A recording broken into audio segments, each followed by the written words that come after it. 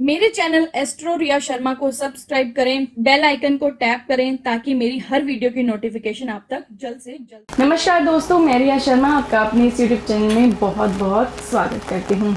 और आज मैं आपको सुनाने वाली हूँ 10वां और 11वां अध्याय, क्योंकि 10वां और 11वां इसलिए साथ सुना रही हूँ क्योंकि जो 10वां अध्याय है वो बहुत छोटा है और 11वां अध्याय जो है वो ठीक है, तो इसलिए मैं आज आपको 10वां और 11वां अध्याय सुनाने वाली हूँ।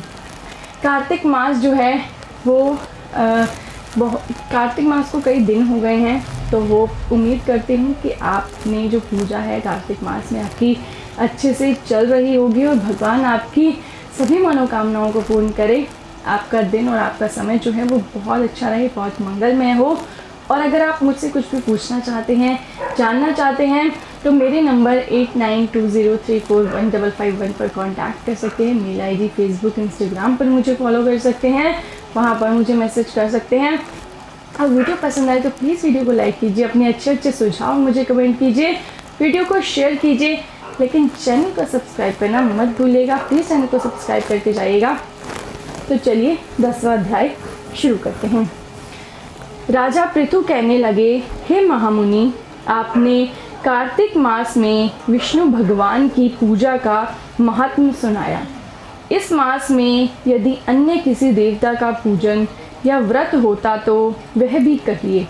तब नारद जी बोले, हे राजन, अश्विन शुक्ला पूर्णमासी को ब्रह्मा जी का व्रत, कार्तिक कृष्ण चतुर्थी को गणेश का तथा अष्टमी व अमावस्या को लक्ष्मी जी का व्रत किया जाता है। जो कुमारी कन्याएं कार्तिक मास में इस व्रत को करती हैं उन्हें सुयोग्य वर मिलता है। यदि विवाहित स्त्री इस व्रत को करे तो उसका सुहाग जो है वो अटल रहता है। प्रातःकाल स्नानादि से निवृत्त होकर चंदनादि से श्री गणेश जी का पूजन करें, फिर सायंकाल गणेश जी का पूजन करके चंद्रमा का उदय होने पर उनको अर्घ्य दें। तत्पश्चात उस उत्सव मनाते हुए भोजन करें। सधवा स्त्रियों को अपने सुहाग की रक्षा के लिए यह व्रत अवश्य करना चाहिए। नारद जी बोले, हे राजा पृथु, अब हम इस व्रत का एक इतिहास तुमको सुनाते हैं। ध्यान पूर्वक सुनो। और भद्रावती नगरी में सुधर्मा नामक का एक राजा था। उसके रविदत्त, सुशर्मा, जय शर्मा और सुशोभन नाम वाले 4 पुत्र तथा वीरमती नाम की एक कन्या थी। सुधर्मा ने अपनी कन्या का विवाह देवव्रत के साथ कर दिया। वे दोनों प्रेम पूर्वक रहने लगे। एक दिन अचानक घर पर सर्प द्वारा काटे जाने से देवदत्त की मृत्यु हो गई। यह देख वीरमती जोर जोर से रोने चिल्लाने लगी। आवाज़ सुनकर उसके माता पिता, चारों भाई और पूर्ववासी भी वहां आ गए। देवव्रत को मरा हुआ देख समस्त नगर दुख सागर में डूब गया। उसी समय दुखों को दूर करने वाले पुलस्त्य मुनि भी वहां आ गए। राजा ने हाथ जोड़कर विनय पूर्वक उनसे पूछा, हे महात्मन, किस पाप कर्म के कारण मेरी यह कन्या विधवा हुई है? तब पुलस्त्य मुनि ने कहा, हे राजन, कार्तिक मास में गणेश चतुर्थी का व्रत न करने के कारण ही कन्या वैधव्य को प्राप्त हुई है। फिर पुलस्त्य जी ऋषि कहने लगे कि एक समय दैत्यों के नाश का उपाय खोजने के लिए ब्रह्मा, विष्णु, महेश तथा इंद्रादि सब देवता एकत्रित हुए। उस समय ब्रह्मा जी ने कहा कि गणेश चतुर्थी का व्रत संपूर्ण दैत्यों का विनाश करने वाला है। तब सब देवताओं ने कार्तिक कृष्ण चतुर्थी का व्रत किया, जिससे दैत्यों पर विजय हुई। विजय होने के बाद समस्त देवताओं ने गणेश जी से कहा कि वर मांगो। तब गणेश जी ने कहा कि जो स्त्री कार्तिक कृष्ण चतुर्थी का व्रत करे उसका पति चिरजीवी तथा जो न करे वह विधवा हो। अतएव समस्त स्त्रियों को यह व्रत अवश्य करना चाहिए। पुलस्त्य मुनि बोले, हे राजन, तुम्हारी कन्या ने इस व्रत को नहीं किया था, इसी कारण वह विधवा हुई। यदि अब भी वह इस व्रत को करे तो उसका मृत पति जीवित हो सकता है। इतना कहकर ऋषि मुनि चले गए। तब राजा ने अपने जामाता का शरीर तेल में सुरक्षित रखवा दिया। इसके बाद जब कार्तिक मास आया तो उसकी कन्या ने विधिवत व्रत करके उद्यापन में ब्राह्मणों को दान दक्षिणा देकर उन्हें संतुष्ट किया, जिसके प्रभाव से उसका मृतक पति पुनर्जीवित हो गया। नारद जी कहते हैं, हे राजा पृथु, सौभाग्यवती स्त्रियों को अपने सुहाग की रक्षा तथा संतान प्राप्ति के लिए यह व्रत अवश्य करना चाहिए। ये था 10वां अध्याय। अब मैं आपको सुनाने वाली हूँ 11वां अध्याय। एक समय में श्री वेद व्यास जी से नारद मुनि ने पूछा कि हे व्यास जी, सब आश्रमों में गृहस्थ आश्रमों श्रेष्ठ क्यों माना गया है? तब व्यास जी ने कहा, जैसे समस्त नदियां समुद्र में जाकर आश्रय पाती हैं, सब जीव माता का आश्रय पाकर जीवित रहते हैं, उसी प्रकार भिक्षुक, ब्रह्मचारी, सन्यासी, विद्यार्थी, गुरु पूजक तथा यात्री ये 6 आजीविका रहित होने पर भी गृहस्थ का ही आश्रय पाते हैं। हे नारद, इस संबंध में मैं तुम्हें एक पुरातन इतिहास सुनाता हूँ। प्राचीन काल में उत्तानपाद नाम का राजा उत्तम नाम का पुत्र अत्यंत बलशाली मदिरा पीने वाला था। राजा बनने पर उसने बहुला नाम वाली स्त्री से विवाह किया। राजा रानी दोनों स्नेहपूर्वक रहने लगे। एक दिन राजा ने वैश्य का नृत्य देखते हुए मदिरा पान किया, साथ ही अपनी स्त्री से मदिरा पीने का आग्रह किया, परंतु रानी ने उसका कहना नहीं माना। तब राजा ने क्रोधित होकर अपने सेवकों को निर्जन वन में रानी को छोड़ आने की आज्ञा दी। अनुचरों ने राजा की आज्ञा का पालन किया। इसके पश्चात राजा ने दूसरा विवाह नहीं किया और रानी के वियोग को सहन करते हुए प्रजा का पुत्र के समान पालन करने लगा। एक दिन ब्राह्मण ने राजा के समीप आकर निवेदन किया कि हे राजन, मेरी स्त्री का किसी ने अपहरण कर लिया है, इस कारण मैं अत्यंत दुखित हूँ। अतः आप उसे तलाश करके मुझे प्राप्त करने की व्यवस्था करें। राजा ने कहा कि महाराज, मुझे नहीं मालूम कि आपकी स्त्री कौन है, किधर है, कहाँ ले गया है। इस स्थिति में उसे ढूंढकर कहाँ से ला सकता हूँ? यह सुनकर ब्राह्मण बोला, राजन, 6ठा भाग प्राप्त करके आप प्रजा के रक्षक हैं। मेरी स्त्री अपने घर में सो रही थी, वहाँ से उसे कोई हर कर ले गया है। अतएव आपका कर्तव्य है कि आप उसे कहीं से भी ढूंढ कर लाएं।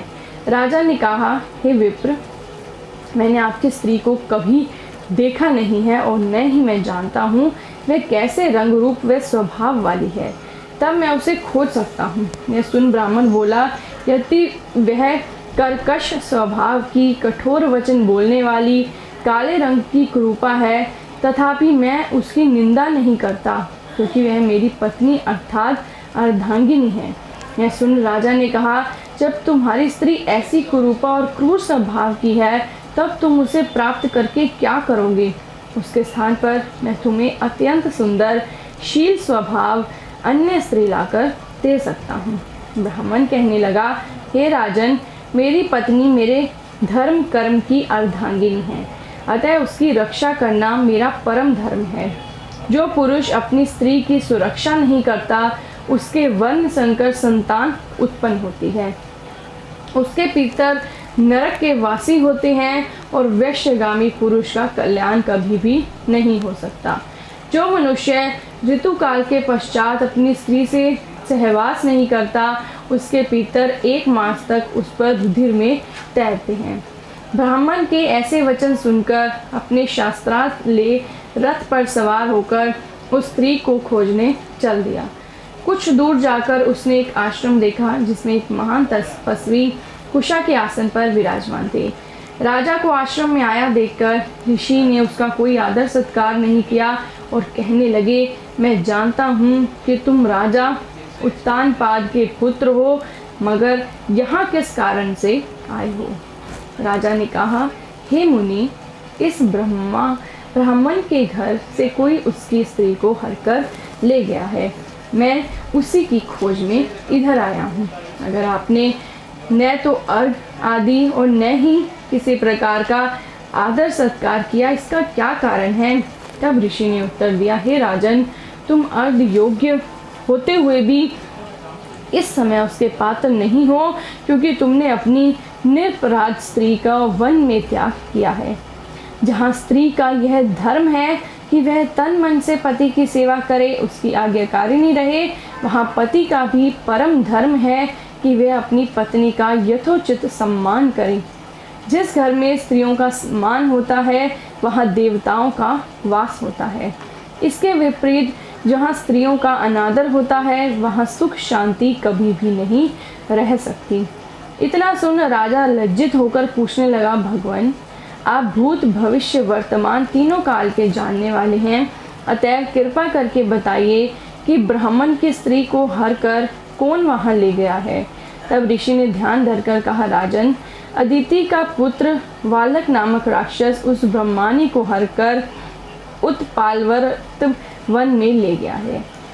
अतएव तुम उसको ढूंढकर ब्राह्मण का संयोग करवाओ। तत्पश्चात राजा मुनि का प्रणाम करके रथ पर सवार होकर उत्पलावर्त वन में जा पहुंचा। वहां जाकर राजा ने देखा कि एक स्त्री बिल्व फल खा रही है। ब्राह्मण ने जैसा बताया था वैसे ही रंग रूप देखकर राजा उसे पहचान लिया और कहा, हे कल्याणी, तुम कौन हो और इस वन में क्यों आई हो? तब ब्रह्माणी बोली, मैं अतिरात्र की पुत्री विशाल पुत्र की स्त्री हूँ। मैं अपने घर में सो रही थी कि वलक नामक राक्षस अपहरण करके मुझे यहाँ ले आया है। यहाँ लाने के बाद उसने न तो मुझे किसी प्रकार का कष्ट दिया है और न ही मेरा अस्तित्व नष्ट करने का प्रयत्न किया है। इतना होने पर भी अत्यंत दुखी हूँ। राजा ने पूछा, हे ब्राह्मणी, यह राक्षस कहाँ गया है? तब ब्राह्मणी ने बताया कि वह इस वन में अमुक स्थान पर गया है। जब राजा ब्राह्मणी द्वारा बताए गए स्थान पर पहुंचा तो राक्षस देखते ही राजा के चरणों में गिरकर बोला, राजन, मेरे लिए क्या आज्ञा है? तब राजा ने कहा, हे निशाचर, तूने ब्राह्मणी को हरकर क्यों लाया? यदि उसके साथ विवाह करना चाहता है तो देख, यह अत्यंत कुरूपा है, और यदि तेरी खाने की इच्छा है तो वैसा कह। तब राक्षस कहने लगा, राजन, मेरे घर में अनेक रूपवती अप्सराएं हैं, उनके अतिरिक्त मैंने कभी किसी स्त्री से भोग की इच्छा नहीं की और ना मैं मांस भक्षण करता हूँ। मैं तो पूर्व जन्म के पाप का प्रायश्चित कर रहा हूँ और ब्रह्मानी का पति राक्षसों को मारने का मंत्र जानता है। अतएव जब हम यज्ञ का अन्न ग्रहण करने के लिए जाते हैं तो हम को वहाँ से भगा देता है, क्योंकि आजकल यज्ञ का आचार्य वही बनता है। इसी कारण ब्राह्मण को दुखी करने के लिए मैं उसकी स्त्री को हर लाया हूँ। वैसे भी शास्त्रीय नियमानुसार स्त्री के बिना पुरुष को कर्म करने का अधिकार नहीं है। यह सुनकर राजा ने विचार किया कि यह भी परोक्ष रूप से मेरी ही निंदा कर रहा है। मुनि ने भी स्त्री का त्याग करने के कारण मुझे अर्घ योग्य नहीं माना है। तभी राजा को विचार मग्न देख राक्षस कहने लगा, हे राजन, मैं आपकी प्रत्येक आज्ञा का पालन करूंगा। इतना कहकर वह हाथ जोड़कर खड़ा हो गया। राजा ने कहा, हे निशाचर, तुम इस ब्राह्मणी को इसके घर पहुंचा दो और उसके बाद जब भी मैं याद करूं तुम मेरे पास आ जाना। इतना कहते ही वह राक्षस ब्राह्मणी को लेकर उसके घर चला गया। इसके बाद राजा विचारने लगा कि मैंने अपनी निर्दोष पत्नी को घर से निकाला है, अतएव अब मैं कौन सा ऐसा पुण्य कर्म करूं जिससे इस पाप से निवृत्त होकर। तब राजा ने पुनः मुनि के पास जाकर अपना कर्तव्य पूछा। मुनि ने कहा, हे राजन, पुरुष के लिए स्त्री धर्म, अर्थ, काम और मोक्ष सभी कुछ देने वाली है। इतना ही नहीं, स्त्री के बिना इस लोक तथा परलोक कहीं पर भी सुख की प्राप्ति नहीं हो सकती। स्त्री चाहे ही कुरूपा, मूर्ख, रोगी, दरिद्री या खोटे स्वभाव वाली ही क्यों न हो, पुरुष को उसका सम्मान करना ही चाहिए। तब राजा कहने लगा, हे मुनि, मैंने अपनी निर्दोष पतिव्रता स्त्री का त्याग किया है, अतएव अब मैं क्या करूं? तब मुनि ने कहा, हे राजन, तुम्हारी स्त्री को अकेली वन में घूमते हुए देख शतापात नाम नाग उसे पाताल लोक में ले गया है। उस नाग की नंदा नाम की एक कन्या है जिसने उसको घर में छिपा रखा है। यह सुनकर राजा वहाँ से अपने घर आया तो ब्राह्मण को स्त्री सहित अपने घर देख अत्यंत प्रसन्न हुआ। इसके बाद राजा ने ज्यों ही वलाक नामक राक्षस को याद किया, वह तुरंत उपस्थित हो गया। तब राजा ने उसे पाताल लोक से अपनी स्त्री लाने का आदेश दिया। आज्ञा मिलते ही वलाक पाताल लोक को चला गया और वहाँ से राजा की स्त्री लाकर उसको सौंप दी। तदंतर राजा और रानी स्नेहपूर्वक रहने लगे। नारद जी कहते हैं, हे राजा पृथु, यह गृहस्थाश्रम महात्म्य हमने तुमको विस्तार पूर्वक सुनाया, अब और क्या सुनना चाहते हो सो कहो। तो ये था कि कैसे स्त्रियों का सम्मान जो है वो भगवान भी कहते हैं कि स्त्री का जिस घर में सम्मान नहीं होता है उस घर में जो भगवान है वो भी निवास नहीं करते हैं। तो इसलिए और स्त्रियों को भी चाहिए कि वो अपने स्वाभिमान की रक्षा ज़रूर करें। तो आशा करती हूँ आपको ये वीडियो पसंद आई होगी। भगवान आपकी सभी मनोकामनाओं को पूरा करे। आपका दिन, आपका समय मंगलमय हो। बहुत बहुत धन्यवाद।